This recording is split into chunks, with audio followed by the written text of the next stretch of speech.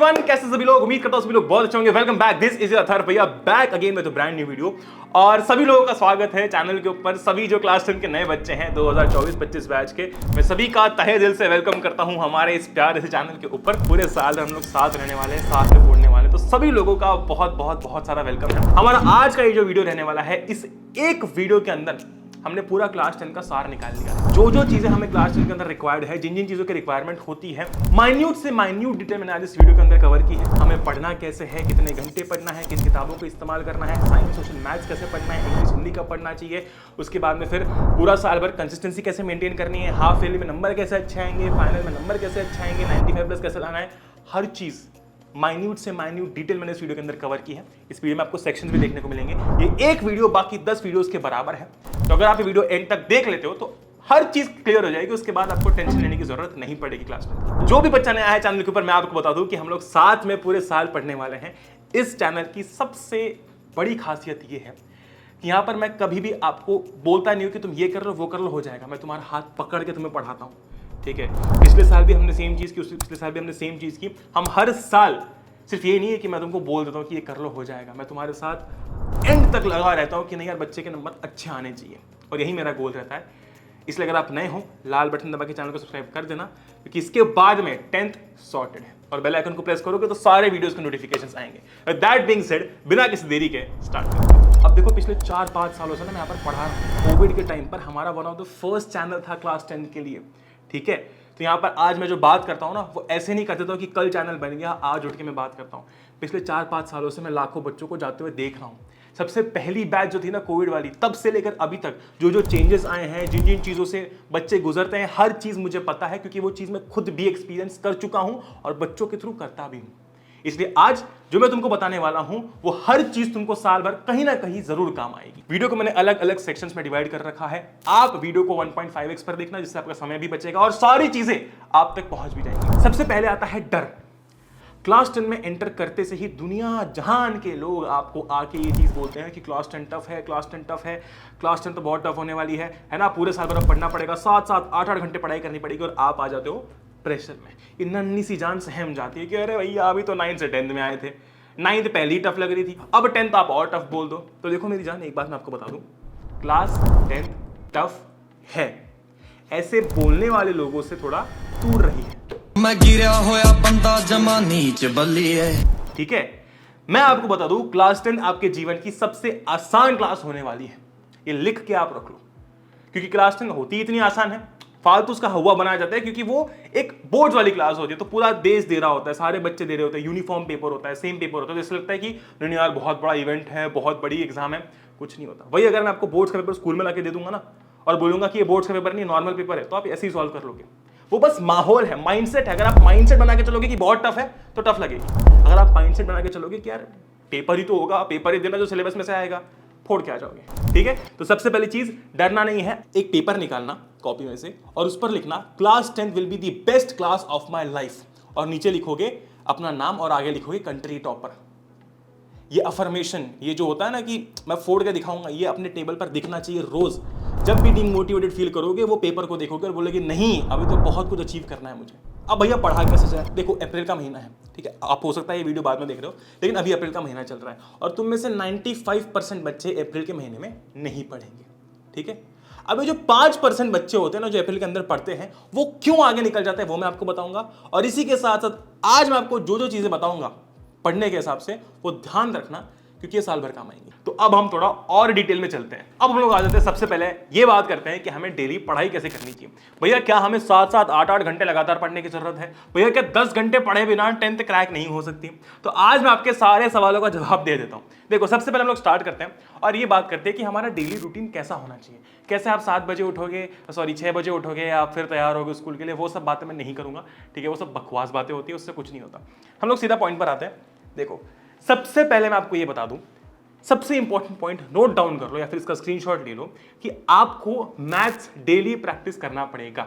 Maximum majority बच्चों का अगर 10th में कुछ खराब होता है तो वो मैथ्स होता है, ठीक है। और मैथ्स एक ऐसा सब्जेक्ट नहीं है जो कि आप आज पढ़ लोगे रट लोगे तो कल आ जाएगा, मैथ्स को प्रैक्टिस करना पड़ेगा। अभी बहुत समय अपने पास में, सेशन की शुरुआत हुई है, नया सेशन है, तो हम लोग साल भर मैथ्स की प्रैक्टिस कर सकते हैं। इसीलिए हमें मैथ्स को डेली प्रैक्टिस करना है। आपका डेली शेड्यूल कुछ ऐसा दिखना चाहिए कि भैया मान लो मैं आज पढ़ाई करना चालू कर रहा हूं, ठीक है, तो आप एक थ्योरी सब्जेक्ट उठाओगे और मैथ्स उठाओगे, फिर थ्योरी सब्जेक्ट उठाओगे, मैथ्स उठाओगे। देखो मैंने यहाँ पर क्या किया, आज अगर मैं साइंस और मैथ्स पढ़ रहा हूं तो कल मैं एसएसटी मैथ्स पढ़ूंगा, फिर मैं साइंस मैथ्स पढ़ूंगा। मेरा एक गोल, एक चीज दिमाग के अंदर क्लियर होनी चाहिए कि मुझे मैथ्स डेली करना है, ठीक है, ये मेरी प्रायोरिटी होगी। ओके, और एसएसटी और साइंस को मैं ऑल्टरनेट डेज चलाते रहूंगा। अब यहां पर भी पता है, मैं आपको एक चीज बताता हूं, अगर आपने ये फॉलो कर ली तो आपको कभी बैकलॉग फेस नहीं करना पड़ेगा। बैकलॉग का मतलब क्या होता है? बैकलॉग का मतलब ये होता है कि आज जो टीचर पढ़ा रहा है वो आपने नहीं पढ़ा, ठीक है, आपने ध्यान नहीं दिया। अब क्या हुआ कि वो टॉपिक निकल गया और नया टॉपिक आ गया।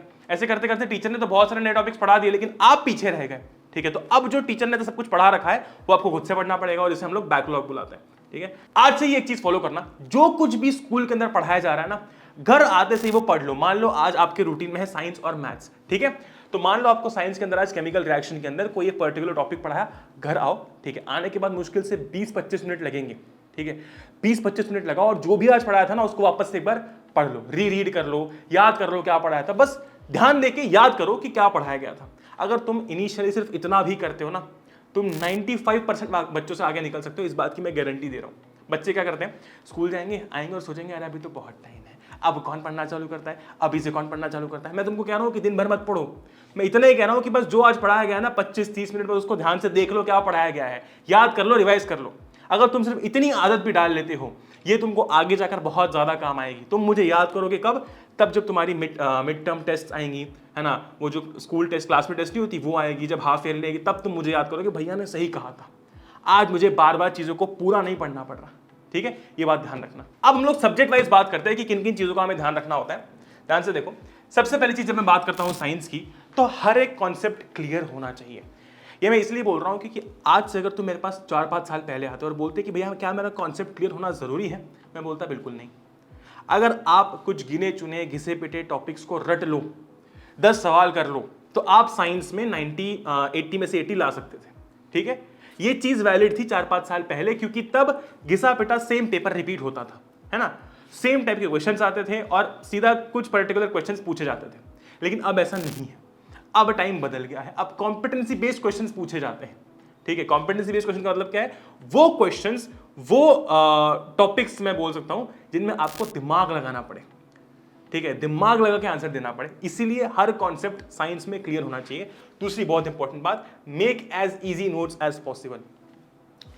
आपके पास 2 ऑप्शन हैं, या तो आपको जो पढ़ाया जा रहा है उससे खुद के नोट्स बनाओ, है ना। खुद के नोट्स हमेशा बेस्ट होते हैं क्योंकि ये आपने बनाए होते, तो जितनी आसान लैंग्वेज में आप बना सकते हो उतनी आसान लैंग्वेज में बनाना। इंग्लिश में लिखो, तुमको जैसे चाहिए वैसे लिखो, ठीक है, लेकिन जितना आसान हो सकता है उतने आसान नोट्स बनाओ। और अगर वो नहीं करना, उसमें टाइम लगता है, दिक्कत होती है, तो भाई मैं हूं तुम्हारे लिए यहाँ पर। पढ़ले के यहाँ पर हमने बेस्ट नोट्स प्रोवाइड कर रखे हैं। बेस्ट मतलब बिल्कुल टॉप क्वालिटी नोट्स हैं। ये वो नोट्स हैं जो बहुत समय से चलते आ रहे हैं, ये लेगेसी वाले नोट्स हैं, ठीक है। तुम्हारे सीनियर, उनके सीनियर सबने नोट्स इस्तेमाल किए हैं और इन्हीं नोट्स में से जनरली आपका पेपर बनके आता है, ठीक है। तो आप पढ़ले की ऐप पर जाओ, नीचे लिंक मैंने डिस्क्रिप्शन में दे दी है, वहां से आप इजीली डाउनलोड कर सकते हो। जैसे ही जाओगे लॉगिन साइन अप कर लेना, वहां पर आपको ऐसे फ्री पैकेज दिखेगा, उस पर क्लिक कर लोगे, उसमें एनरोल हो जाओगे, आपको सारे notes, e books, 1 page notes सब फ्री में देखने को मिल जाएगा, कंप्लीटली फ्री, इसका कोई भी चार्ज नहीं है, ठीक है। तो आप अगर इसका यूज नहीं कर रहे हो, मेरी जान जाकर करो, फ्री है आप लोगों के लिए, ठीक है, आपके लिए बना रखा है वो, ठीक है जी, वेरी गुड। और तीसरी बहुत इंपॉर्टेंट चीज है रेगुलर रिविजन्स। एक बहुत बड़ी गलती, पता है बच्चे क्या करते हैं? रिवीजन का दिन रखते हैं। तुमने भी ये गलती करी होगी, मैंने भी बहुत बार करी। आज ना 10 टॉपिक पढ़ूंगा, कल 10 टॉपिक, परसों 10 टॉपिक, ऐसे करके पूरा हफ्ता भर पढ़ूंगा और संडे को रिवीजन करूंगा। ये सबसे बड़ी बेवकूफी होती है, ठीक है। क्यों? मैं तुमको बताता हूँ। देखो क्या होता है ना, हमारे दिमाग का एक कर्व होता है याद रखने का चीजों का। सिंपल भाषा में समझाता हूँ, ठीक है। अब होता क्या है कि जब आप आज कुछ चीज पढ़ोगे ना, वो अभी थोड़ी देर बहुत ताजा रहेगी, बहुत फ्रेश रहेगी, उसके बाद क्या होगा, धीरे धीरे आप उसको भूलने लगोगे, है ना। तो सोचो, जो चीज आपने मंडे को पढ़ी थी वो चीज आपको संडे को कैसे याद रहेगी? नहीं रहेगी ना। और इसी कारण हमको लगता है कि हमें पढ़ा हुआ कुछ याद नहीं रहता, हम तरीका गलत इस्तेमाल कर रहे हैं। ह्यूमन बॉडी ऐसे ही काम करती है। अगर आपने मंडे को कुछ पढ़ा है, बिल्कुल माइन्यूट डिटेल्स आपको संडे तक याद नहीं रहेंगी, आप भूल ही जाओगे। इसीलिए रेगुलर बेसिस पर जो भी कल पढ़ा था उसका आज रिवीजन कर लो। अगर आप ये चीज रोज करोगे ना तो बर्डन कभी नहीं बनेगा। देखो क्या होता है, अगर मैं आपको बोल दूं कि यार तुम्हें रोज एक एक रोटी खानी है, कोई दिक्कत नहीं, खा लोगे बड़ी आराम से। लेकिन वही अगर मैं तुमको बोलता हूं कि 28 तारीख को तुम्हें 100 रोटियां खानी पड़ेगी, तुम नहीं खा पाओगे। समझ लो, नहीं खा पाओगे। यही तो बात होती है, रोज एक एक रोटी खाओ या एक दिन 100 रोटी खाओ। वो एक दिन 100 रोटी खाना बहुत मुश्किल होता है। वैसे अगर आप रोज रेगुलर रिविजन करोगे, मान लो कि आज आपको बैलेंसिंग सिखाई, ठीक है, कि रिएक्शन को बैलेंस कैसे किया जाता है, आज आप घर पर आए, इसको पढ़ लिया, हो गया, डन है। अब क्या होगा, कल जब आप कोई नया टॉपिक पढ़ोगे ना, या आप भूलने लगोगे, है ना, 2 दिन बीतेंगे और भूल जाओगे, तीसरे दिन पूरा वैनिश हो जाएगा। इसलिए दूसरे ही दिन तुरंत सेकेंड डे थोड़ा टाइम निकालो और याद कर लो कि यार कल बैलेंसिंग पढ़ाया गया था, मुझे याद है कि नहीं, एक बार लिख के देख लो। अच्छा, ये बैलेंसिंग में ये पढ़ाया गया था, हाँ यहाँ पर मैं भूल जा रहा हूँ, यहाँ पर मुझे याद नहीं आ रहा, फटाक से देख लिया। ये होता है रिवीजन, ये होता है रिकॉल। अगर आप ये साल भर करोगे, कभी कोई टॉपिक नहीं भूलोगे, कभी कोई चैप्टर नहीं भूलोगे, इस बात की पूरी गारंटी मैं तुमको देता हूँ। ठीक है, वेरी गुड। बात करते हैं एसएसटी की। एसएसटी के अंदर हमें एनसीईआरटी पढ़नी है। ठीक है, एनसीईआरटी भगवान है, एनसीईआरटी के अंदर हर चीज दे रखी है। अगर आपने एनसीईआरटी पढ़ ली तो बस डन है। ठीक है, दूसरी चीज, मेक शॉर्ट नोट्स। एसएसटी के अंदर बहुत इंपॉर्टेंट होता है कि आप छोटे छोटे नोट्स बनाओ, और इसके लिए सबसे इंपॉर्टेंट होते हैं 1 पेज नोट्स। ये 1 पेज नोट्स का कॉन्सेप्ट हम लेकर आए थे। क्या होता है 1 पेज नोट्स के अंदर, एक ही पेज के अंदर पूरे चैप्टर का सार दिया हुआ होता है, ताकि आप जब रिवीजन करो, चीजों को याद करो, रिकॉल करो, तो आपको ये चीज काम आए। और ये जो 1 पेज नोट्स है वो अगेन आपको पढ़ ले के आप पर फ्री में देखने को मिल जाएंगे, जाओ और एक्सेस करो। ठीक है, शॉर्ट नोट्स बनाना बहुत इंपॉर्टेंट है, क्योंकि एनसीईआरटी में 15-15 पेज के चैप्टर दिए हुए हैं, इतना तो याद नहीं रखोगे ना, रखनी तो कुछ ही डिटेल्स याद है उसमें से, उसके लिए शॉर्ट नोट्स काम आते हैं। ठीक है, तो एसएसटी के नोट्स और 1 पेज नोट्स दोनों आपको फ्री में देखने को मिल जाएंगे, डाल रखे मेरी जान, इस्तेमाल कर लो। तीसरी बहुत इंपॉर्टेंट चीज, ये यहाँ पर बच्चे आकर अटकते हैं। बच्चे बोलते हैं भैया मुझसे एसएसटी नहीं होती। मैं कहता हूँ तुमसे एसएसटी होती है, तुमसे हिस्ट्री नहीं बनती। ठीक है, बच्चों को लगता है कि भैया हिस्ट्री नहीं होती मतलब एसएसटी नहीं होता। अरे एसएसटी के अंदर इकोनॉमिक्स है, ज्योग्राफी है, सिविक्स है और हिस्ट्री है। ठीक है, अगर हिस्ट्री को हटा भी दो ना तो भी 3 सब्जेक्ट्स बचते हैं सोशल साइंस के अंदर, तुम इन्हें स्ट्रॉन्ग करो। अगर तुम इन्हें स्ट्रॉन्ग करोगे, चौथा स्ट्रॉन्ग करने के लिए अपने आप बहुत टाइम रहेगा तुम्हारे पास में। और इसके अंदर भी कुछ अगर टफ लगता है बच्चों को तो वो नेशनलिज्म इन यूरोप लगता है। ठीक है, एक चैप्टर से आप ये नहीं बोल सकते कि एसएसटी डिफिकल्ट होता है। ठीक है, पूरा साल भर पढ़ा हुआ है, अगर तुम नेशनलिज्म इन यूरोप को का एक पेज भी पढ़ोगे ना तो भी मैं कह रहा हूं कि 15-20 दिन लगाओ, 25 दिन लगाओ, इत्मीनान से पढ़ो, आराम से पढ़ो, टाइम बहुत है ना, टाइम बहुत है, तो आराम से चीजों को पढ़ो। ओके जी, वेरी गुड। बात करते हैं मैथ्स की, हमको रेगुलर प्रैक्टिस करनी है। देखो 80% एनसीईआरटी, 20% टीवाईक्यूज प्लस रेफरेंस। क्या मतलब है इसका, कि 80% पेपर आपका एनसीईआरटी से बन के आता है, बचा हुआ जो 20% पेपर होता है वो पीवाईक्यूज यानी कि प्रीवियस ईयर क्वेश्चन से बन के आता है, प्लस रेफरेंसेस। मतलब इन पीवाईक्यूज के अंदर ही कुछ ऐसे सवाल होते हैं जो एनसीईआरटी के अंदर नहीं होते। ठीक है, इस बात का ध्यान रखना कि जो भी बच्चा पहले आरडी या फिर आरएस उठा रहा है ऐसा ना करें, स्पेसिफिकली सेल्फ स्टडी में ऐसा ना करें। तुम एनसीईआरटी पहले खत्म करो, उसके बाद उस पर जंप करो। ठीक है, फिर बात करते हैं, एक सेपरेट प्रैक्टिस कॉपी बना लो, नीट एंड क्लीन कॉपी होनी चाहिए। ऐसा नहीं घिचड़ बिचड़ करके खत्म करनी कॉपी, नहीं, नीट एंड क्लीन कॉपी होनी चाहिए। मुझे तुम्हारी नस नस पता है, मुझे पता है तुम बिल्कुल क्या करोगे, प्रैक्टिस कॉपी बनाने के चक्कर में रफ कॉपी बनाओगे और उसमें 5, 10, 15, 20 x = 25 हो गया। शानदार नीट एंड क्लीन कॉपी बनाना, ताकि जब खुद भी वापस आकर देखो ना तो खुशी हो कि मैंने कुछ अच्छा बना रखा है। ठीक है, और लास्ट पॉइंट क्या है, mark difficult questions. This is the most important thing that you will ever do. जब भी आप एनसीईआरटी सॉल्व कर रहे हो ना, जो सवाल आपसे नहीं बन रहा है उस पर एक गोला लगा दो। पता है क्या होगा, जब आपकी एग्जाम आ रही होगी, कोई टेस्ट आ रही होगी ना, तब आप इन क्वेश्चंस को पहले प्रायोरिटी दोगे, क्योंकि आपको पता होगा कि यार ये वो डिफिकल्ट क्वेश्चन है जो मुझसे नहीं बने थे, इन्हें पहले करूंगा। ठीक है, छोटी सी चीज है लेकिन कितनी यूजफुल होती है। देखो कुछ और इंपॉर्टेंट पॉइंट्स मैंने आपको बताया नहीं, वो ये थे कि पहली बात तो अगर आप शुरू कर रहे हो पढ़ना तो मैथ्स को इनिशियली 30 मिनट पढ़ो, फिर 1 घंटा पढ़ते रहना, रोज रिवाइज करते रहो। और तीसरी चीज, इंग्लिश हिंदी अभी नहीं, ठीक है, इंग्लिश हिंदी बाद में करेंगे, अभी करने की कोई जरूरत नहीं है। अब हम बात करते हैं बुक्स टू यूज। भैया हमें कौन सी किताबों का इस्तेमाल करना चाहिए, भैया क्या मैं आरडी लेकर आऊं, भैया क्या मैं आरएस लेकर आऊं, भैया क्या मैं ये रेफरेंस बुक लेकर आऊं, वो रेफरेंस बुक लेकर आऊं। मेरी जान, ये दुनिया का सबसे बड़ा सवाल होता है कि मैं इतनी सारी बुक्स लेकर आऊंगा और सबसे पढ़ूंगा, है ना, तो मजा सा आ जाएगा। मिथ होता है कि यार इतनी सारी बुक्स में लेकर आऊंगा, ढेर बना लूंगा बुक्स का, ये रेफरेंस बुक वो रेफरेंस बुक, कौन सी बढ़िया भैया आप बता दो, बस मैं लेकर आता हूं और बस मैं सॉल्व करूंगा और टॉप कर जाऊंगा। मैं आपको बता दूं, अगर आप सिर्फ एनसीईआरटी पर भी फोकस करो ना तो 90% तो आराम से ला सकते हो, ठीक है, आराम से। रेफरेंस बुक्स का देखो, रेफरेंस बुक्स क्या होती है ताकि एनसीईआरटी के लैंग्वेज को इजी किया जाए। अरे मेरी जान, ये रेफरेंस बुक्स तब ज़्यादा चलती थी जब यूट्यूब का ज़माना नहीं था। अब आपके पास में यूट्यूब है, अगर आपको कोई टॉपिक समझ में नहीं आता तो यूट्यूब पर टाइप करो, आपको हज़ारों वीडियोस देखने को मिल जाएंगे, ठीक है। और अच्छे से समझ में आएगा वो बात अलग है, अगर आप बुक से पढ़ोगे तो पढ़ना पड़ेगा, याद नहीं, मतलब समझ नहीं आएगा। अगर आप यूट्यूब वीडियो देख के वो चीज़ पढ़ोगे तो आपको याद रहेगा, ठीक है, आप समझ पाओगे कि क्या समझाया गया है, ठीक है। तो रेफरेंस बुक्स का तब यूज़ था जब ये सब चीज़ें नहीं थी। अभी भी मैं आपको बोलूंगा कि अगर आपको रेफरेंस बुक्स लेनी है तब क्वेश्चन बैंक्स लो, ठीक है। क्वेश्चन बैंक्स मतलब क्या होता है, जिनके अंदर क्वेश्चंस होते हैं बहुत सारे सॉल्व करने के लिए, वो होता है कि प्रैक्टिस हो पाए, ठीक है। फिर से बोल रहा हूं, R D Sharma, R S Agarwal, ये सारी बुक्स आपको खुद से करने की जरूरत नहीं है, ठीक है। एंड अगेन मैं आपको वही चीज़ बता जो मैंने आपको पहले बताई थी कि आप अनंत योद्धा या फिर योद्धा का अगर पार्ट बनते हो तो इसके अंदर हम लोग तो प्रैक्टिस कर ही रहे हैं। हम लोग बिल्कुल इंपॉर्टेंट से इंपॉर्टेंट क्वेश्चंस कर रहे हैं, कुछ आरडीआरएस के सवाल भी हम लोग उठा के कर रहे हैं जो एग्जाम पॉइंट ऑफ व्यू से इंपॉर्टेंट होता है। आप हर सवाल नहीं कर सकते, लेकिन वो सवाल आप जरूर कर सकते हो जो एग्जाम पॉइंट ऑफ व्यू से इंपॉर्टेंट होते हैं, तो वो भी हम लोग अनंत योद्धा और योद्धा के अंदर कर रहे हैं। अगर आप चाहो तो इसका हिस्सा बन सकते हो, लिंक मैंने आपको नीचे डिस्क्रिप्शन में दे दी है, ठीक है जी। आगे चलते हैं, बात करते हैं कोचिंग वर्सेस सेल्फ स्टडी। बहुत इंपॉर्टेंट पॉइंट है ये। इमेजिन करो कि ये दो बंदे, ठीक है, ये दोनों ना ये कोचिंग नहीं जाते हैं, ये सेल्फ स्टडी करते हैं, और ये बंदा कोचिंग जाता है। हमारे जो जीतू भैया है वो कोचिंग जाते हैं, ठीक है। एक एग्जांपल दे रहा हूँ बस।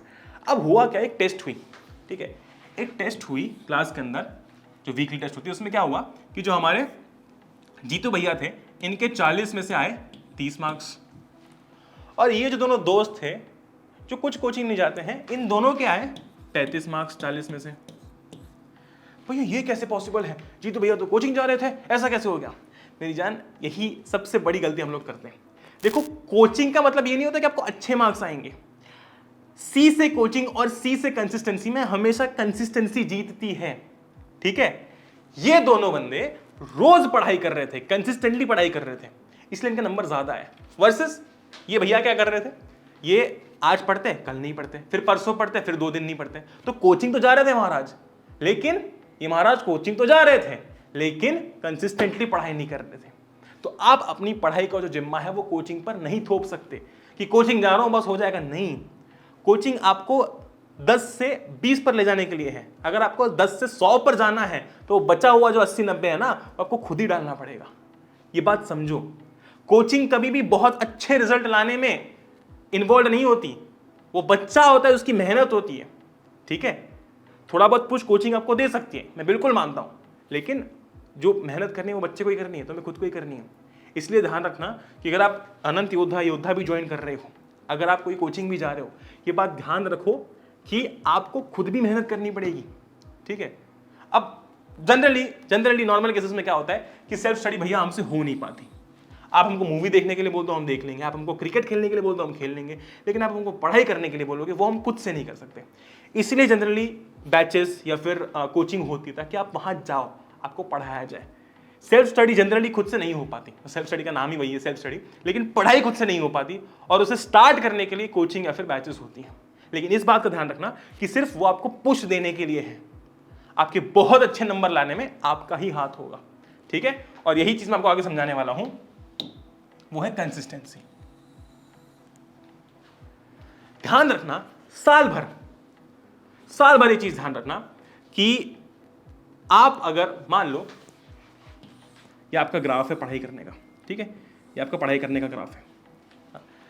कैसा ग्राफ है ये, ठीक है, ऐसा ग्राफ है अपना, जिसमें आप क्या करते हो कि एक दिन 1.5 घंटा पढ़ोगे, एक दिन पढ़ोगे ही नहीं, फिर एक दिन 1 घंटा पढ़ लोगे, फिर 2 दिन नहीं पढ़ोगे, फिर 2 घंटा पढ़ लोगे, फिर 3 दिन नहीं पढ़ोगे, ठीक है। तो अपना ग्राफ कुछ ऐसा है। वर्सेस एक ऐसा बच्चा है जो रोज 1.5 घंटा पढ़ रहा है, ठीक है, रोज 1.5 घंटा पढ़ रहा है, उसका ग्राफ कुछ ऐसा दिखेगा,